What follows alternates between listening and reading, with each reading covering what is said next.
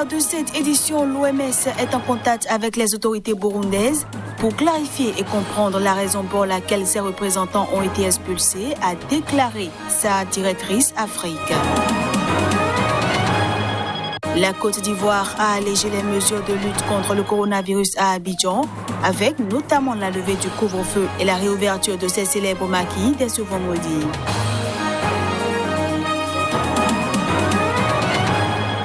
Et puis la République centrafricaine a reçu un don d'équipements médicaux de l'ONU pour aider dans la lutte contre le coronavirus.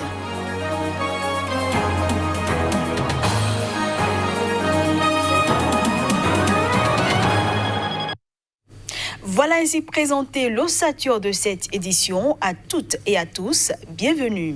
Les autorités béninoises ont décidé de maintenir les élections municipales prévues dimanche prochain, malgré les risques sanitaires provoqués par la pandémie de coronavirus. Opposés à cette décision du gouvernement, les membres de la résistance dans la diaspora ont déjà appelé au report de ce scrutin.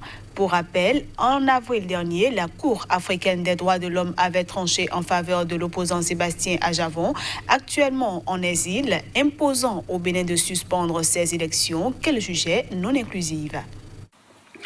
De quoi parle-t-on? Rien n'arrête donc Patrice Talon dans sa volonté de vouloir tout contrôler, jusqu'à refuser de respecter une décision de demande de suspension de ces mêmes élections prises par la Cour africaine des droits de l'homme et des peuples. Le Bénin est-il devenu un État voyou, comme l'avait si bien décrit un certain candidat, Patrice Talon, en 2016? Des élections municipales et communales exclusives, organisées dans des conditions pires que celles des législatives d'avril 2019. Connaissons tout cela, chers frères et sœurs, mes chers parents. Nous, membres de la résistance dans la diaspora, vous exhortons à rester chez vous.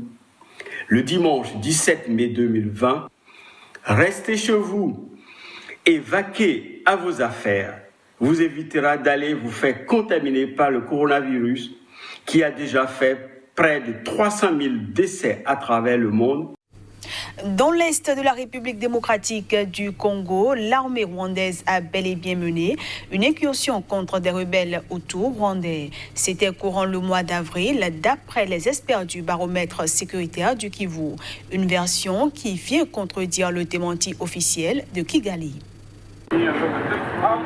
Le 13 avril dernier, les forces démocratiques de libération du Rwanda, FDLR, ont attaqué les militaires rwandais dans plusieurs villages en territoire de Rutshuru, dans la province du Nord Kivu, en RDC. C'est le rapport mensuel du baromètre sécuritaire du Kivu qui révèle l'information.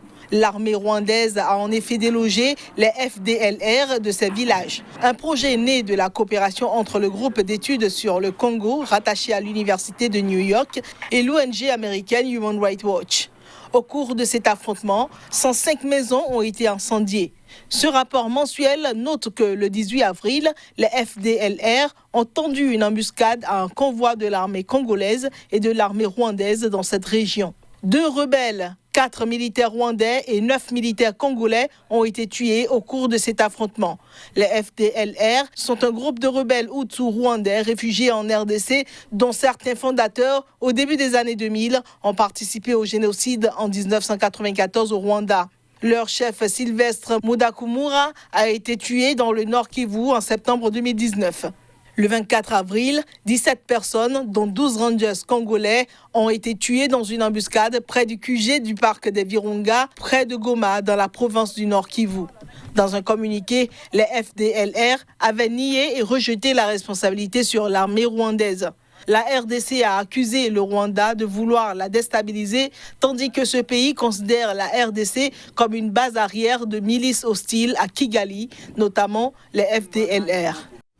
Je le disais en titre, la directrice pour l'Afrique de l'Organisation mondiale de la santé OMS reste très disposée à collaborer avec le Burundi dans la lutte contre le nouveau coronavirus, et ce, alors que le pays a ordonné l'expulsion du représentant de l'OMS dans le pays et de 3 autres experts de l'organisation d'ici le 15 mai. Aujourd'hui donc, on la suit. Nous sommes en communication avec le gouvernement du Burundi pour clarifier et comprendre le raisonnement qui a conduit à cette décision. Et nous travaillons en même temps avec le système des Nations Unies dans le pays pour organiser le départ de notre personnel.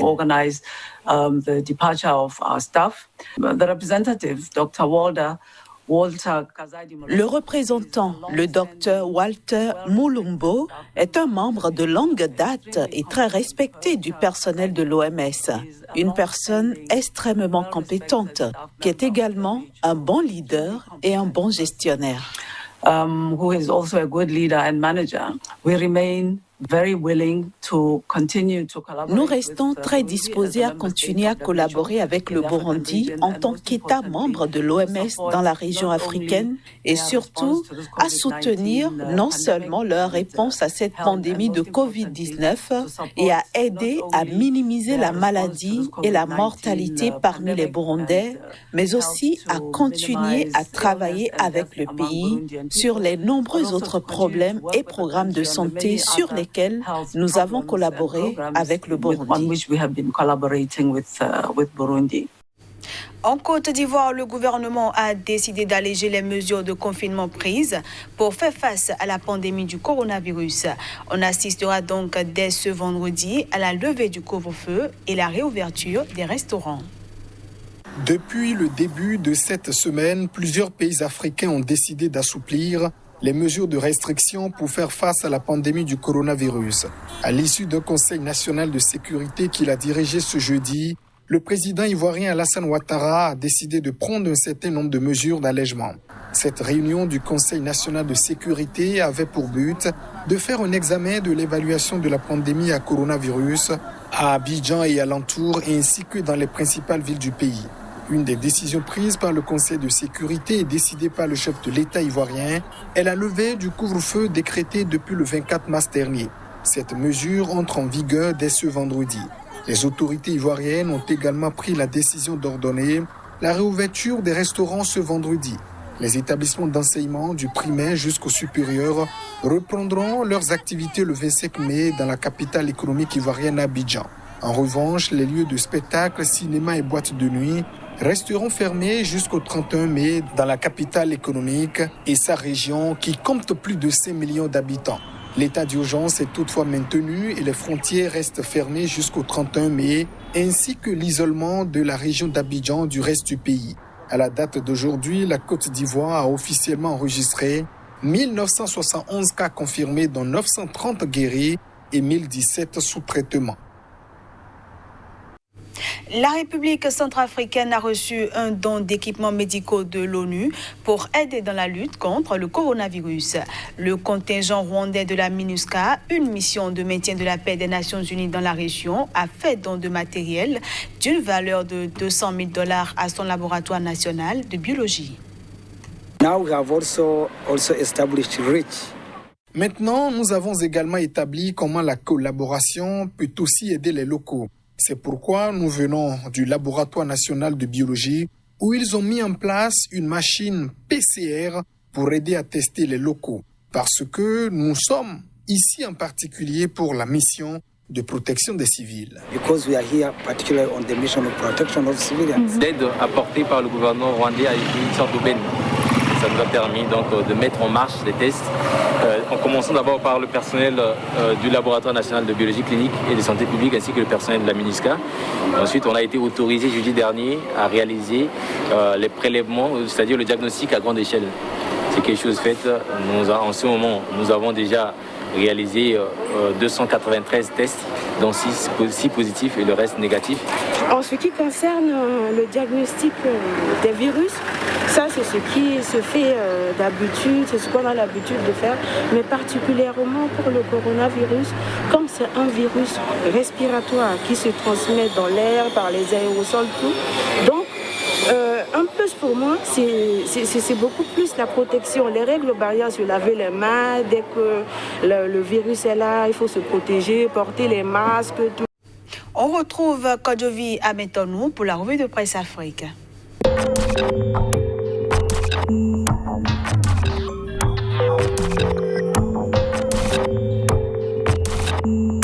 Bonjour à chacun, bonjour à tous et bienvenue dans cette revue Afrique. Réaménagement des mesures de restriction pour le Grand Abidjan, le couvre-feu levé, écrit Fraternité Matin. Le journal nous informe sur la reprise des cours prévus pour le 25 mai.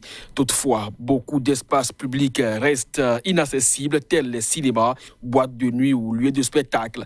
Le jour a enquêté sur les mesures de suivi adoptées par les restaurants et maquis pour sauver leur business durant la fermeture. Le Canard conclut que les vénards étaient les livreurs à domicile. Après l'intérieur du pays, écrit le Patriote, Abidjan soulagé avec un grand main. Toutes les mesures barrières demeurent, fait observer ce journal, mais ceci seul ne justifie pas son main. C'est le sursaut qui nous éclaircit mieux. Mais traitement du coronavirus, écrit-il, nous assistons à une foire aux fausses solutions contre Covid-19, les 4 erreurs des décideurs politiques et scientifiques selon un hygiéniste à lire dans les colonnes du journal. Diapason nous informe que les dirigeants camerounais n'ont rien à craindre par ces temps de Covid-19. Les bailleurs de fonds confortent leur soutien aux finances publiques du pays, nous apprend le quotidien. Le Jour ne voit pas d'un bon œil ces assistances des bailleurs. D'ailleurs, il rapporte à sa une les propos de Paul Fokam. L'homme pense qu'avec Covid-19, l'Afrique doit pouvoir se décoloniser. Le pays des hommes intègres, lui, compte toujours sur ses fils pour se tirer d'affaire. Le quotidien nous informe que 15 000 volontaires sont mobilisés pour lutter contre le coronavirus au Burkina Faso.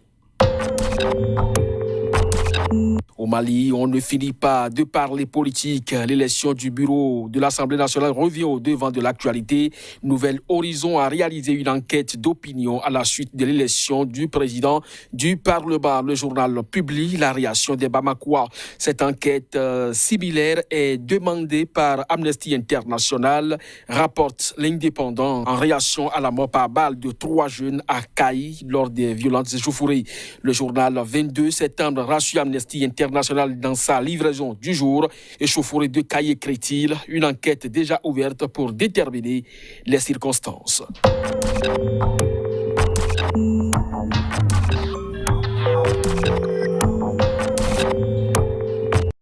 Et voilà, mesdames, messieurs, ce sera tout pour cette édition que je vous remercie d'avoir suivi. Excellent week-end à tous en compagnie des programmes de Sika TV.